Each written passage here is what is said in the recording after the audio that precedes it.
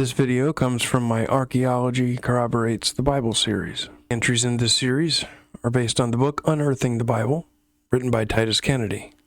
Kennedy looks at 101 archaeological discoveries that bring the Bible to life.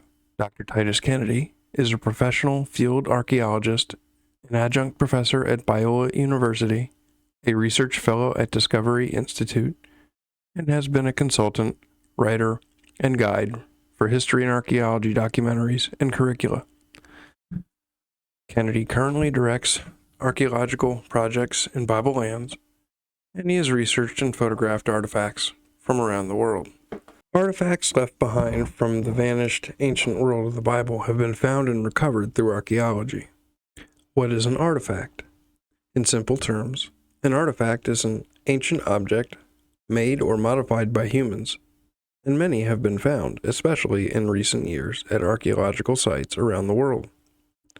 Artifacts include statues, altars, jewelry, weapons, tools, inscriptions, paintings, coins, scarabs, tablets, papyri, stelae, reliefs, and pottery, showcasing the artistic and technological prowess of the ancients. But more importantly, artifacts tell stories of the past. They serve as both visual and informational aids that provide insight into that ancient context and toward an accurate understanding and interpretation. The Bible is a collection of books written millennia ago in places and cultures far removed from modern readers, but artifacts can give us essential knowledge of the ancient world and help us avoid the problem of unconsciously or inadvertently viewing a passage or book in the context of a modern society and time.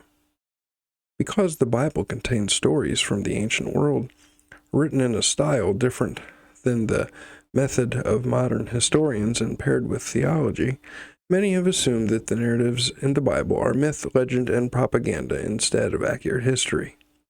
In fact, the majority of scholars, most media and educational sources, and many in the general public regard the Bible as a fairy tale and frequently portray it as unimportant or irrelevant beyond literary and religious studies. For years, the Bible has been routinely attacked and disregarded on the basis of history or archaeology.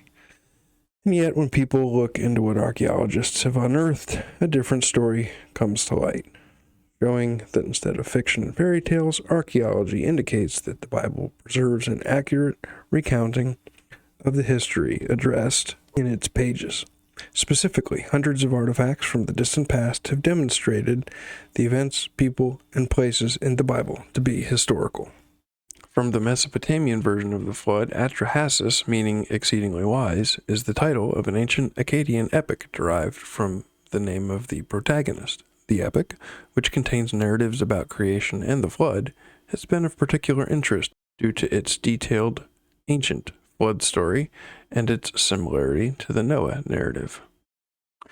Recently, a tablet written about 1900 BC and sourced from a private collection was rediscovered and translated, containing the flood story of Atra Hasis, who interacts with the god Enki.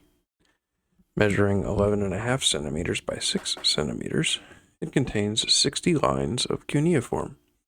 In this particular text, many specifics were noticed that matched the flood story of Noah found in Genesis. In both stories, God wants to destroy all humans by a flood. In both stories, one god warns a man about the flood and instructs him to build a boat. In both stories, dimensions are given for a massive boat to be built with bitumen, multiple decks, and a roof. In both stories, animals were taken on board 2 by 2. In both stories, a storm rages and the world floods. In both stories, the boat lands on a mountain. In both stories, the survivor offers a sacrifice to the god who saved him. While many similarities are obvious, notable differences also exist, such as multiple gods rather than one god. The flood was sent as a result of overpopulation and noise, annoying the gods instead of sin corrupting the earth. Craftsmen of the city help Atra Hasis construct the boat. It rains for 7 days instead of 40. The sacrifice is eaten by the gods, and the dimensions of the boat, rounded with an approximate 70-meter diameter and 6-meter high walls, are slightly different.